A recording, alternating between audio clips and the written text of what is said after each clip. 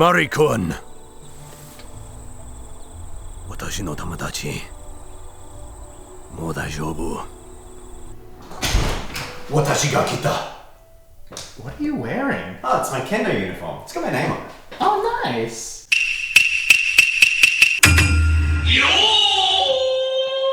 In Jen's amazing sister night conversion video, we promised that if that video got 100,000 views, I would make a custom Dark Mechanicus knight. And coming back from Japan, there is nothing I could be more excited to make. So I am joined in the voiceover booth by Jen to take you all through the journey. Yeah, I am. I'm very excited about this project of chaos and blasphemy. No, actually, I'm actually really excited for you to be doing a night as well. Let's do it. All right, so it's time to take a look at my bits and work out exactly what I'm going to play with to make this. And something really cool I got in Japan, it's these springs. Murray, get over here. Have you ever seen this? It looks like a Lego piece. It's a really tight spring that you buy in a hobby store in Japan, but then also armored collar. These Oh, sweet. Yeah, slide I've seen them. over this and make like a properly segmented thing. But the piece de la resistance is this Blackstone Fortress Ascension kit, and this is actually going to be core to my build. So rounding out the collection of what it is going to take to build my conversion is approximately, by today's value, around $1,000 worth of kits, if not more, which just seems kind of ridiculous. Don't worry, they didn't cost that much to get. I have a tumbly box full of Chaos vehicle bits. I have a Forge World Knight Styrax. I also have the Chaos Knight Desecrator kit. So my plan with this build is basically to make a Chaos Knight Desecrator that can also be used as a Knight Styrax. So I'm going to magnetize the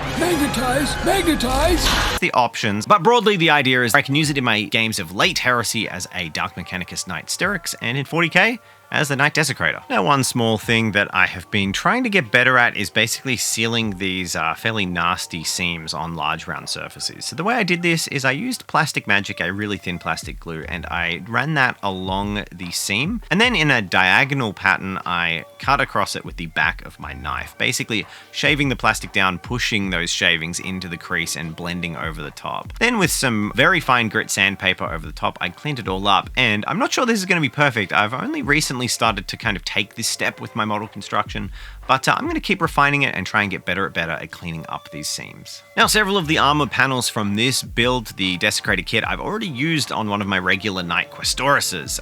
This way, by spreading the pieces from all the different kits around each other, they all have a unique feel. Also, we have these awesome Knight Styrax shin pads, which really tie in the Mechanicus theme to the crutch plate and also the shin plates, so I want to use them down below.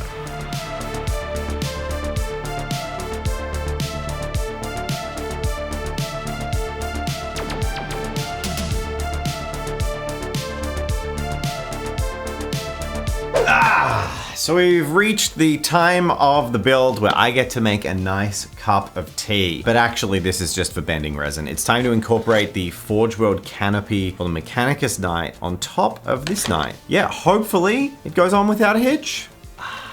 Satisfying pouring sounds.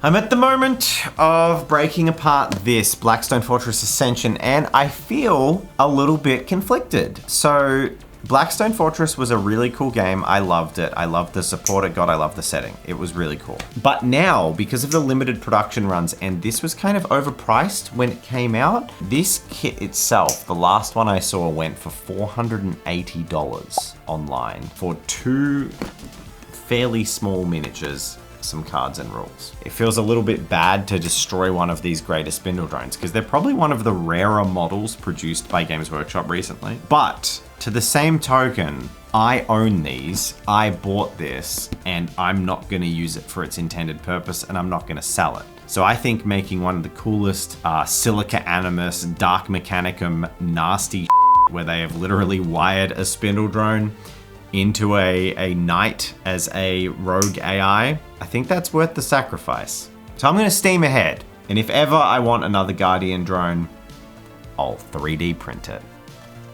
So I'm really excited to see what you're going to do with this spindle head. It looks super gnarly and kind of a bit gross, so I think it's going to look really cool on the night. The aesthetic of the spindle drones and the Blackstone Fortress in general is one of my favorite little dark horror additions to 40k. So there's nothing that suits my idea of the Dark Mechanicus more than these horrifying AI constructs that are so alien and creepy. Yeah, it kind of reminds me a bit of like the host alien takes over the body or something like that. It's really cool. The question is, which is the host and which is the parasite? Are the Dark Mechanicus running a number on this AI and binding it to their will, or is it slowly going to take over the machine and be a terror that they wish they had never made? Now that's 40k. So I can't help but notice, but the legs are very interesting. How are you planning to attach this to the body? So it's got a very War of the Worlds tripod feel and absolutely zero flexibility to it, but I like the idea that it's been sort of forcibly inserted into this knight chassis in the place of the head. So I'm going to cut all of the limbs at the joint and then bend them back as if they're either forcibly held or they're naturally clamping onto the chassis of the knight, like a bit of a parasite. Once these legs are in place, I'm going to fill any of the intermediate space with lots of cables wired into the machine by the Dark Mechanicum. I think if we learn anything from our Titan builds, it's that cables make really good filler space. Absolutely, and for Chaos especially, where wild cables from the Dark Mechanicus running everywhere is completely fine, they are a perfect little greeble. The problem is finding good ones.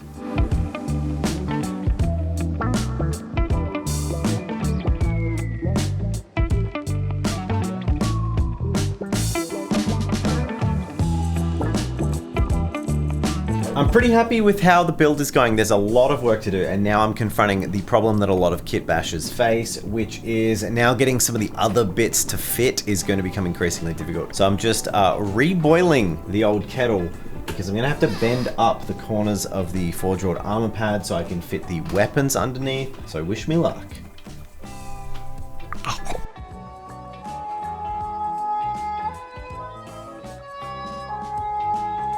So the silhouette of the head just tacked onto the front of the model was pretty cool, but I really wanted to incorporate the two. The horrifying idea of sort of direct neural connections was really singing to me, so I wanted to run one of these new wires into the head. That's one of the springs with these special Gundam brass pieces on it. So to do that, I needed to drill into the head diagonally, and that meant building up through different sized drill bits until I reached the intended 4mm diameter of these brass pieces. With the front of the connection of the cable sorted, I did need a back of the connection of the cable, and I also wanted to differentiate even the top of this knight from its loyalist Mechanicus brothers. So I added on an ad hoc attachment in the form of a piece of one of the Astra Militarum field guns. I believe it's a las cannon energy battery. I glued that onto the top of the carapace. It had this perfect little connection port that looked very appropriate in size for the cable. I don't know why, but I'm getting massive Evangelion vibes just by looking at this cable and the greebling that you're doing. I feel like there should be a pilot inside or some LCL somewhere. Well, let's be fair. We are forcibly drilling mechanics into a living creature to create some kind of biomech that is maybe sentient but also has a pilot. Yeah, this is very Evangelion.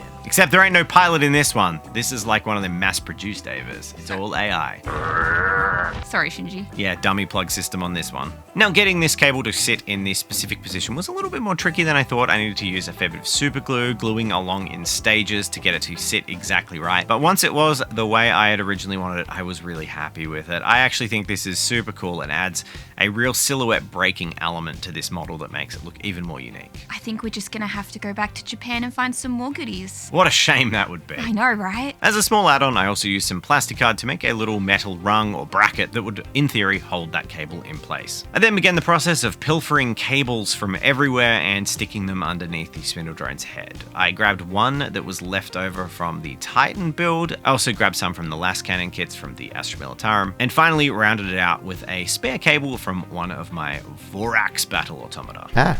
Oh, it is morning and I'm not used to being up. I've been on holiday for 3 weeks, so I'm used to sleep-ins in hotels and generally doing whatever I want. And today doing what I want though is building this very cool knight, and my mission for the day is primarily to focus on the chassis. So I'm really focusing on greebling this head out and making it look really cool, making it look like it's part of the model, and then I'll be working on the accessories such as the arms. What should I transition into?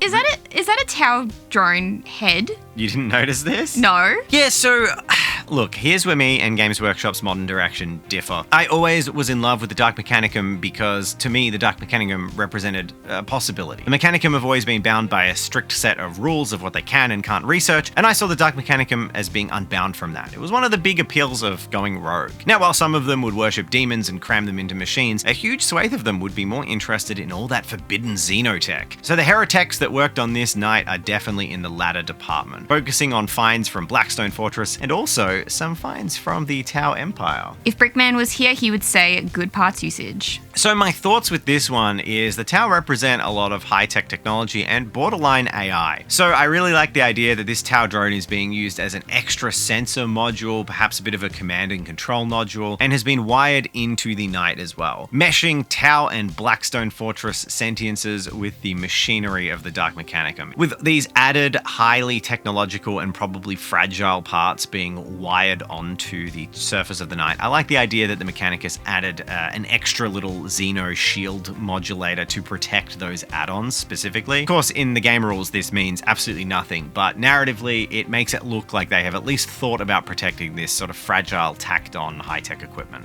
Once all these cables were on, I honestly had no idea you had used these drones as parts on your build. I'm very tempted to paint them as heavily weathered and chipped up drones of the Sakura sept.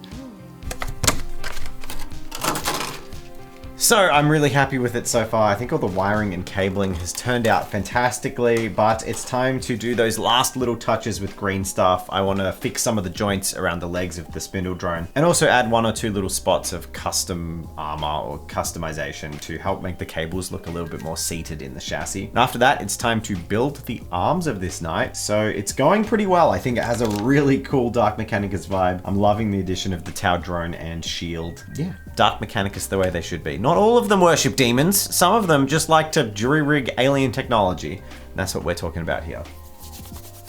Alright, I won't linger on this point for long. This green stuff sucked. I don't know if it's old or whatever, but it is absolutely full of little unmixable parts of the yellow. To get anything good, I actually have to carve the entire outside surface off the yellow part of the green stuff before mixing it. Pretty garbage. But with what I did make up, I just made some little ribbed sections between each of the joints that I had roughly glued together on the spindle drone's legs. Yeah, I feel like as soon as you open the plastic packaging, like the clamshell that the green stuff's in, it's just, you've got days to use it, otherwise it goes bad. I think you meant to keep it in the fridge, actually. Really? Yeah, refrigerate your green stuff. There you go. As for the top of the Knight, I like the idea of another bracket just to hold in these wires, so I spent a little bit of time making a nice squared off piece of green stuff on the top and then added 3 rivets along it.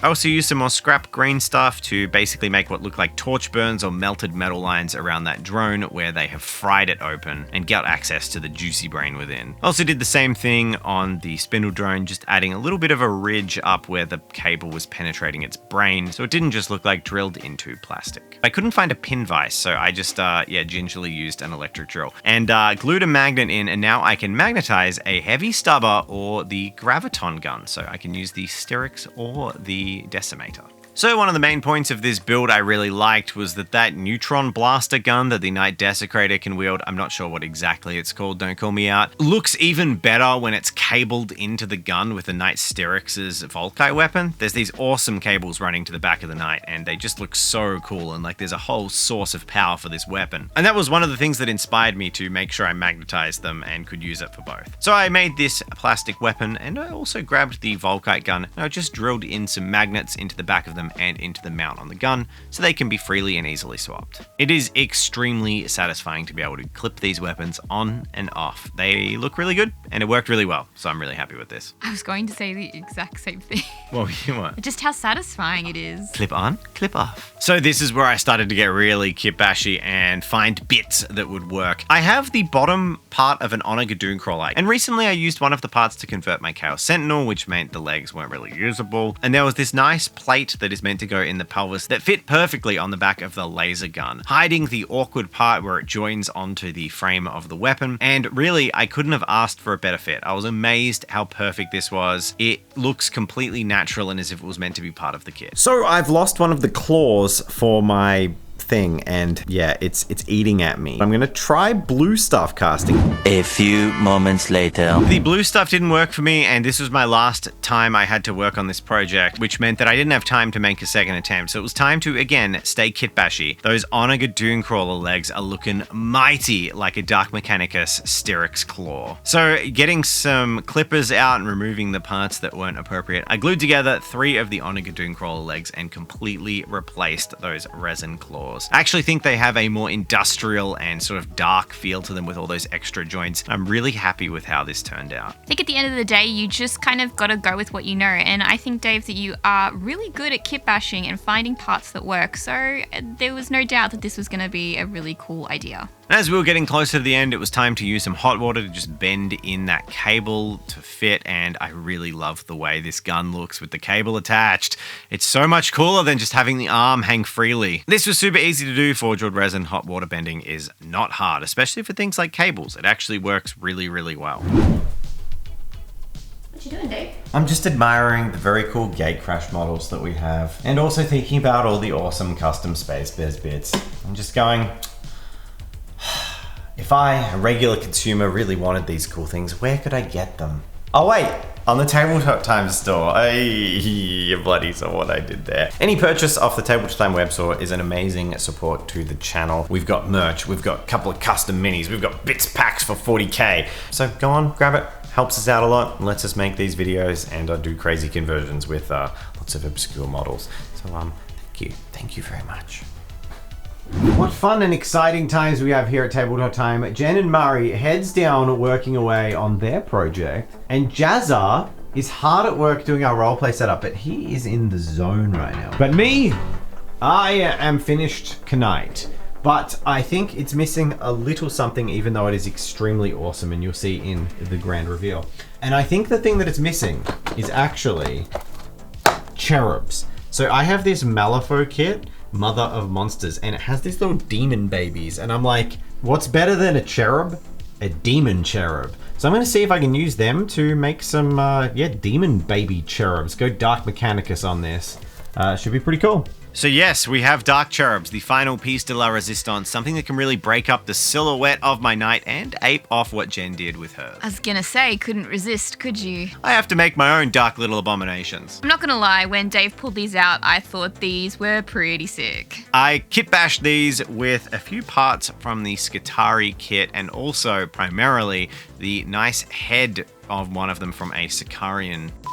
The addition of the Surgeon's Injector and Claw from the 40k Objective kit sort of started to make it look dark, but I do agree with you. Cherubs are just such a dark and nightmarish thing that it's pretty impossible to make cherubs that look particularly more evil than 40k ones. So in this pursuit, of course, of making them look chaosy and suiting them, tying them into the model, I did have this spare pair of Spindle Drone grippers, which are holding a broken and damaged Spindle Drone. So I just removed the pesky legs from the baby, and then I glued on the weird little Spindle Drone claws. So this bat is flying around picking up the broken Spindle Drones. Probably shouldn't be on this battlefield, but hey, who knows what Papa Knight is planning. Just casually remove the cherub's legs like it's nothing. Hey, it's a model, not a real baby. And for final touch, I hid the seam on the cherub with the Spindle Drone legs by using a bit of green stuff and making a tattered robe and a bit of parchment hanging from its bum.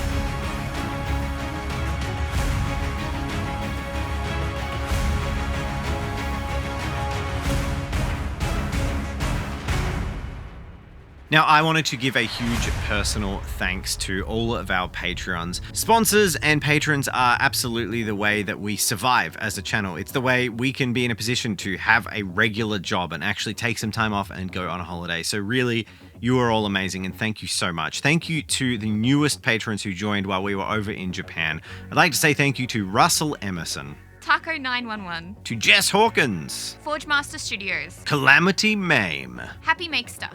Vex Stonebeard. Vex Stonebeard. Thank you all so much for your support. Seriously, you're amazing, and if you want to see us make more content, continue to push out 2 videos a week, keep trying cool stuff, or you want to be part of our monthly mini review, please consider joining our Patreon. It really helps everything be stable, the wheels greased, the paychecks paid. All the links are down in the description below. Murray, this is the platter of my night. Wow. I call it the platter of my night because, of course, I haven't assembled this bad boy with glue because I'm going to paint it. That's my little demon cherub. It's magnetized. Do you like my claw? Cool. Hey. Oh, that's cool. Yeah, that's meaty. Yeah, so this was super fun. This is honestly, I think, one of my favorite Warhammer builds I've ever done. I love this knight. I love the Dark Mechanicus. It's so cool and evil, and yeah, it's been a pleasure. So I guess thank you everyone for watching Jen's video, because we promised this, if we got 100,000 views on Jen's knight customization, that I would make a Dark Mechanicus knight. So I guess on this video, if we get 100,000 views, what are we thinking? Have you wanted to make a knight for a while? Yeah. Yeah? Yeah, have you got any good ideas? Yeah. I was thinking if we get 100,000 views on this video, Jen got to make a knight, I got to make a knight, that I'd use my Chaos Knight bits and create a Demon Knight with big weapons, and I've got that like fully corrupted, like half mutated. Yeah, so 100,000 views on this video, I'll make that second knight. Cheers everyone, thanks. Bye, thanks for watching.